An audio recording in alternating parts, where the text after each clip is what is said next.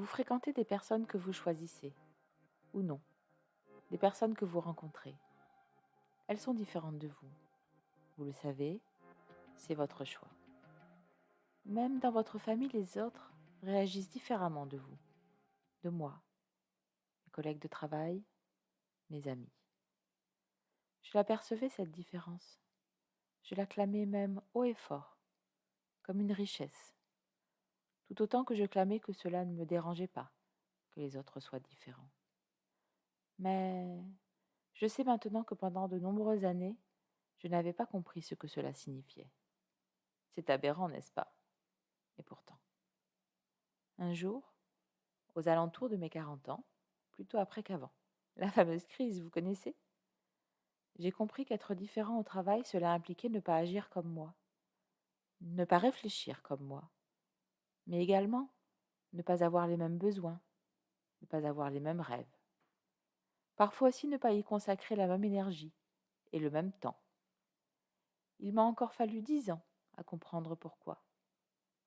Il était une fois accepter que les autres soient eux et pas comme soi, y compris sur notre lieu de travail. Bonjour, je m'appelle Catherine, j'ai 50 ans. Encore pour quelques jours.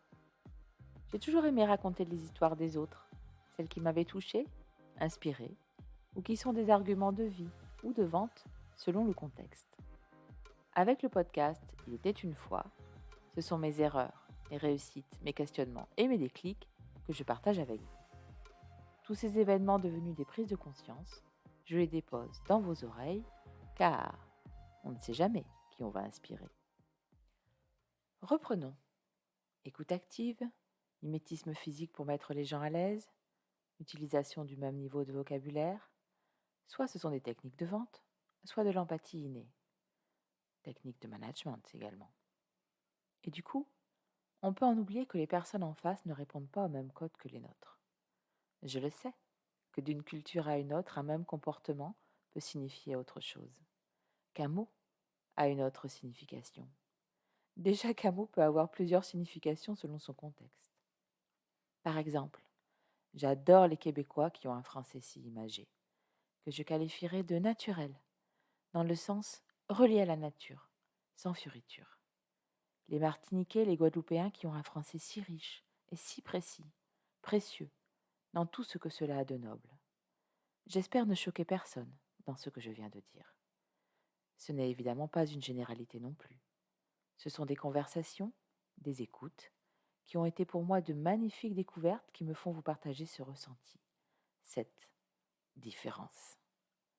La différence est partout, c'est évident. Je ne vous parle pas de couleur de peau ou de religion, juste d'être différent. En fait, de ne pas être l'autre.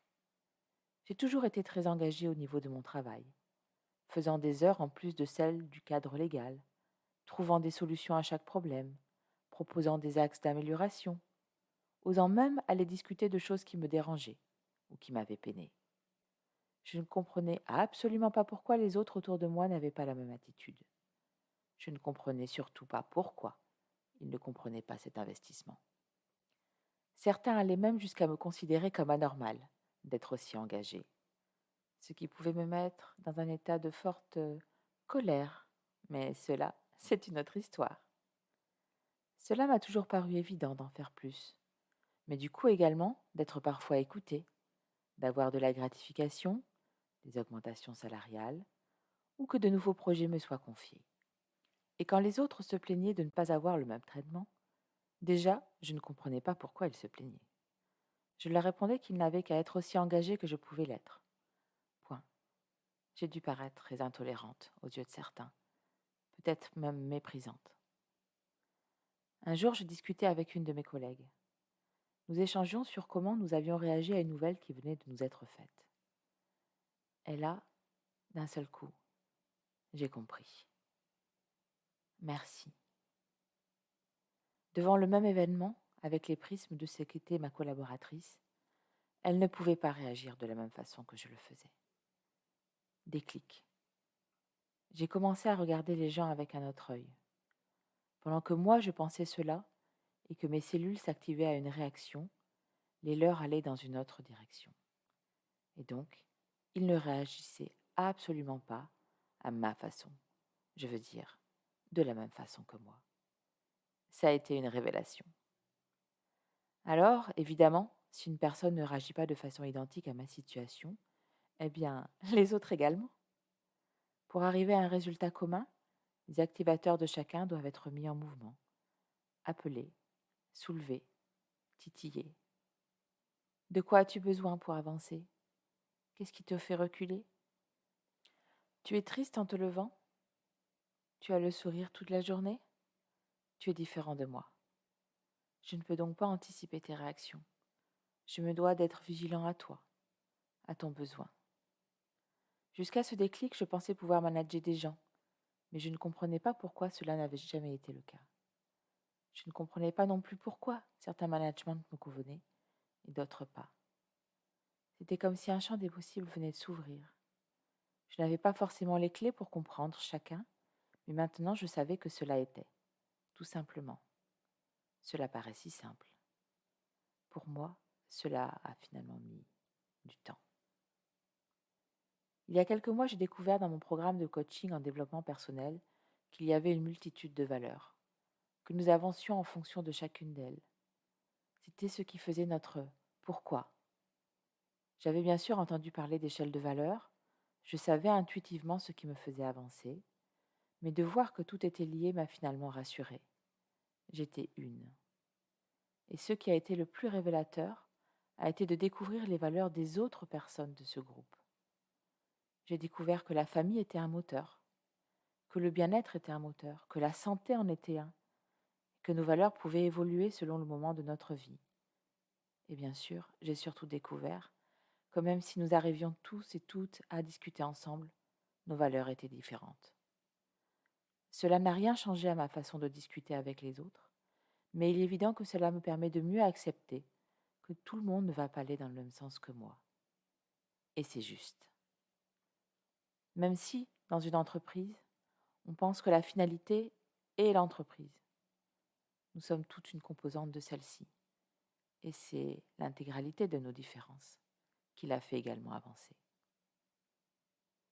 Le plus enrichissant de mes dernières découvertes a peut-être été de m'autoriser à penser et à faire différemment. Je veux dire, comme je le veux, et pas comme cela devait être fait. Vous me suivez? Sortir du carcan que je me suis fait moi-même, de ce que devait être ma façon de penser, d'agir, de coller à ceci ou à cela, selon le titre que l'on me donnait. M'accepter en fait, et au-delà, m'aimer. En vrai, avec juste qui je suis. Cela représentera des défauts pour certains, des qualités pour d'autres. Toujours ce référentiel qui est différent pour chaque être en fait. Cette prise de conscience m'en a amené vers une autre, viscéralement, et même si je le savais, je ne le vivais pas vraiment. Mes enfants sont différents de moi. Vous allez possiblement sourire, n'est-ce pas? Mais mon âme vient de le vibrer, vraiment, il y a très peu de temps. Je peux vous assurer que cela engage un autre regard sur moi, sur mon comportement, sur mes réactions. Mais cela, c'est une autre histoire. Un autre, il était une fois. Si vous avez aimé cet épisode, abonnez-vous et surtout, diffusez-le. Je remercie toutes les personnes qui le font déjà et celles qui le feront suite à l'écoute de ce nouvel épisode. Je vous invite également à le noter sur les différentes plateformes. Je reviendrai normalement dans 15 jours, partager avec vous mes déclics et mes réflexions. La chaîne YouTube est active, il était une fois, avec espace tout en majuscule. N'hésitez pas à y laisser vos commentaires, parce que ce podcast, c'est aussi l'échange entre vous et moi. En attendant de vous lire, et en attendant un nouveau partage, prenez soin de vous.